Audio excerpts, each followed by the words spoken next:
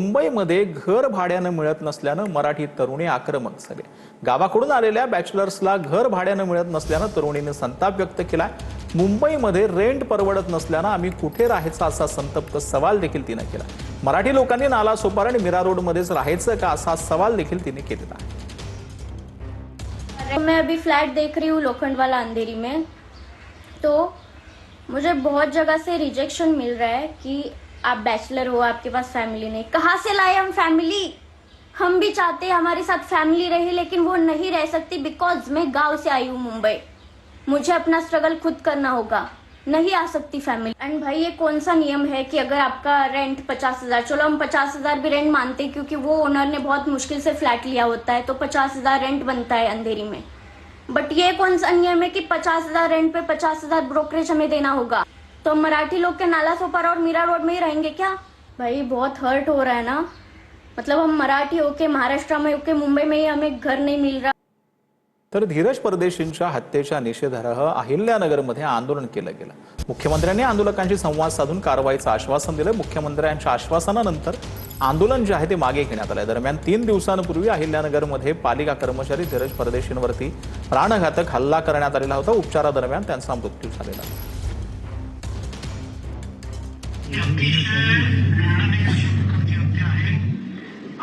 आम्ही देखील याचा पूर्ण निषेध करतो। कुठल्याही परिस्थितीत ज्यांनी हत्या केली त्यांना आम्ही सोडणार नाही। हत्यारांना फाशी झाली पाहिजे या दृष्टीनं ज्या ज्या गोष्टींची आवश्यकता आहे, मग त्याच्यामध्ये आपल्याला स्पेशल जे वकील आहेत ते वकील आपण त्या ठिकाणी देऊ। जे काही बेस्ट वकील आहेत चांगल्या 3-4 वकिलांची नावं काढून आपली जी चर्चा करू त्यातला एक वकील आपण विशेष सरकारी वकील म्हणून नेमू आणि हायकोर्टाला विनंती करून हे सगळी केस फास्ट ट्रॅक कोर्टमध्ये कशी चालवता येईल त्याचा देखील आपण करू। तर धीरज परदेशीची हत्या नेमकं प्रकरण काय ते आपण पाहूयात। अहिल्यानगर पालिकेतील कंत्राटी कर्मचारी धीरज परदेशींची 3 दिवसांपूर्वी हत्या झाली आहे। मुकुंदनगर परिसरातील दर्गा दायरा कब्रिस्तान जवळ धीरज परदेशीवरती 10 ते 15 जणांनी हल्ला केला। उपचारादरम्यान धीरज परदेशी यांचा मृत्यू झाला। धीरज परदेशी कब्रिस्तानमध्ये विद्युत दुरुस्तीसाठी गेले होते। आरोपीनं परदेशींना टिळा लावून कब्रिस्तानात का गेलात असा सवाल करत मारहाण केल्याचा आरोप आहे।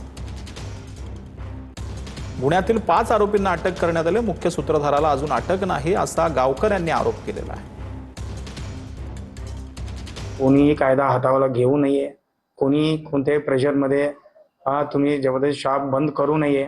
कोणी तुम्हाला त्रास देत असेल तर लगेच तुम्ही डायल 112ला संपर्क करा, नाहीतर ठिकठिकाणी आमचा बंदोबस्त लावलेला आहे त्यांना पण तुम्ही संपर्क करा। लोकल थानेदार पण संपर्क करा। फिक्स्ड पॉइंट बंदोबस्त लावलेला आहे। 2 व्हीलर पेट्रोलिंग, 4 व्हीलर पेट्रोलिंग आणि SRP आता 3 कंपनी शहरामध्ये आहे। तो पूर्णपणे आमचा मोठा बंदोबस्त लावलेला आहे। फक्त जनताला मी आवाहन करतो, तुमच्यासाठी आम्ही हे बंदोबस्त नेमलेला आहे। तर अहिल्यानगर पालिकेतील कामगार युनियनकडून उद्या बेमुदत संपाचा इशारा देण्यात आलाय। संरक्षण मिळेपर्यंत नागरी सुविधा बंद ठेवण्याचा निर्णय घेण्यात आलाय। पालिका कर्मचारी धीरज परदेशींवरील हल्ल्याचा निषेध करण्यात आलाय। प्राणघातक हल्ल्यामध्ये पालिका कर्मचारी धीरज परदेशींचा मृत्यू झालाय। त्यांच्या हत्येप्रकरणी 5 जणांना अटक करण्यात आली।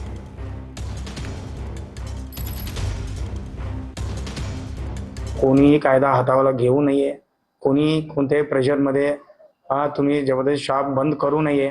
कोणी तुम्हाला त्रास देत असेल तर लगेच तुम्ही डायल 112ला संपर्क करा, नाहीतर ठिकठिकाणी आमचा बंदोबस्त लावलेला आहे त्यांना पण तुम्ही संपर्क करा। लोकल थानेदार पण संपर्क करा। फिक्स्ड पॉइंट बंदोबस्त लावलेला आहे। 2 व्हीलर पेट्रोलिंग, 4 व्हीलर पेट्रोलिंग आणि SRP आता 3 कंपनी शहरामध्ये आहे। तो पूर्णपणे आमचा मोठा बंदोबस्त लावलेला आहे। फक्त जनता अण्णासाहेब पाटील आर्थिक महामंडळाच्या MDंनी काही मराठा लाभार्थ्यांविरोधात निर्णय घेतले असं नरेंद्र पाटलांनी म्हटलंय। 2025 पूर्वीचे LY प्रमाणपत्र रद्द केल्यानं द्वेष वाढल्याचं देखील नरेंद्र पाटलांनी म्हटलं। महामंडळ म्हटलं तर अधिकारी MD असतील, चेअरमनमध्ये संवाद असून त्या ठिकाणी प्रशासकीय अधिकाऱ्यांशी पण चर्चा व्यवस्थित होणं गरजेचं आहे। परंतु MDने कुठल्याही प्रकारे विश्वासात न घेता मराठा समाजाच्या लाभार्थ्यांच्या विरोधात निर्णय घेतले. 2024च्या अगोदरचे प्रमाणपत्र अचानकपणे रद्द केले. 2025चे प्रमाणपत्र अचानकपणे रद्द केले. त्याचबरोबर जे नवीन महामंडळाचे एलवाय ज्याला आम्ही प्रमाणपत्र म्हणतो एलवाय, ते एलवाय पण त्यांनी त्या ठिकाणी रद्द केले. असे लाभार्थी मिळाले की त्या लाभार्थ्यांना 6 वेळेला त्यांना प्रमाणपत्र रिजेक्ट करण्यात आले.